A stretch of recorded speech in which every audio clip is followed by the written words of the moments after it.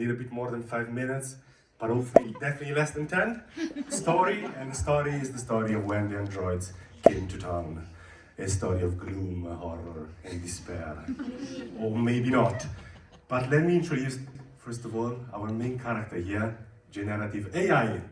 Our little friend that tells everything you tell them to do, right? So you tell them to create new content, and it does it, because he knows a lot. And when I say generative AI, probably the first name that comes to mind is GPT, exactly. It was released around about a year ago, right? And ever since, I think there is not a single week that goes by without, a new AI tool being marketed, promoted. You see them everywhere in social media. You see a lot of traditional platforms, right? Platforms that have been around forever, say, oh, we have this new fancy AI-powered solution, whatever, they're trying to upsell. And so, big buzz, a lot of fuzz, and of course, as L&D, training, learning, we were not spared, right? So, a lot of fuzz there as well. And so I decided to start off my journey just to see a little bit how are we actually perceiving AI, right? And I found 2 case studies, one from Deloitte and one from the LinkedIn Learning Report, and they're very interesting because they all have kind of similar findings. The first one is that most of L&D professionals think that AI is here to stay and will have a very, very profound impact on learning as well as on our professions over the next years. That the adoption of the technology in L&D, perhaps it's still at a very early stage, possibly because also here of a skill gap that we have, and as well that most than half of the respondents are of course concerned about job security, right? Is AI going to take away jobs? But starting from the actual, excitement part, that's just a, not exhaustive list of how AI can be employed in L&D. We heard it already tonight from Alison, right?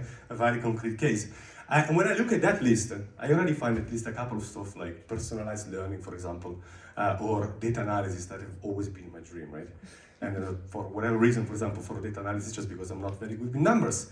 And so just the idea of being able to just give sheets to a machine, right, to a system, and then have them finding the patterns, have them finding the trends, that's what AI is good for.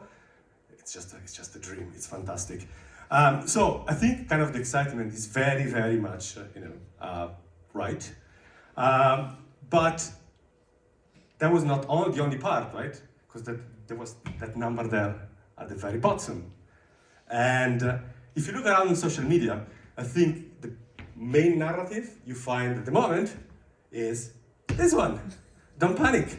And I found this quote here, that's from Ross Stevenson, from Steel Spots, I'm sure many of you know him.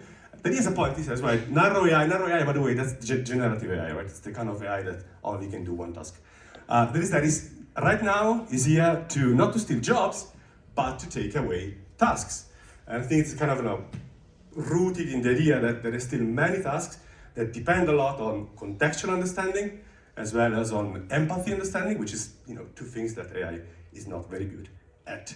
And so you can kind of, place, if you wish, the impact of AI on professions on a scale, right, where you have at one end, augment, so AI working as a kind of, almost a personal assistant to improve your productivity, to kind of help you and support, and on the other hand, automate. So when the task is completely taken over by AI. And probably right now we're kind of like there, a little bit on the left. But of course, what the future holds is impossible to say, right? So maybe in the future we'll see more and more tasks that gets automated, right? And if a lot of tasks get automated, maybe it means that the jobs get automated. So that is really kind of, not for a 7 minutes talk to discuss. Definitely, I believe that for the moment, we can almost safely say that there are already in a way, and there will be L&D professionals with AI and L&D professionals without AI. And the first ones are probably the ones that will get an advantage. And so, my main thoughts for you guys is just outside of my very, very little experience is, if you are there on the fence and you don't know what to do, try it, okay? And the way I tried it was to, make a list of your tasks and have a look, okay, what can I use AI to help me with? Especially, for example, to, be more efficient. And what I found out was, it's great, for example, to draft emails. Or to get the very draft first outline if you're developing a course, right? And second also, think of also the skills that maybe you don't have right now, but you need for a job. I had early this year the case where I had to code HTML and CSS, and I had absolutely no idea whatsoever. And so I just asked ChatGPT, right, I want to have a page done this and that way, and he created the code for me. But that was not the only thing. I think there was really kind of a learning opportunity because the way ChatGPT does that, it also explains how the code works, right? It kind of illustrates what is in the code. And that is the important bit, right? Because it kind of, I haven't become a HTML, full stack developer or whatever, but at least I kind of got the ropes of how it works, and now it allows me to kind of, be just faster. So don't underestimate the second one. And third, of course, once you have the goals, once you know what you want to do, go out and find the right tool. There is plenty of resources out there, especially, very much hands-on on how, for example, you can do better prompting, right, to get better results. And I have a few at the end. But don't be too over-enthusiastic. First of all, be careful with what you share. Everything you share with this little guy stays with the little guy. So no personal information, no sensitive business information, and it may sound, a little bit maybe also paternalistic, but you don't want to be the next ones that hit the news. Because it has happened already, right?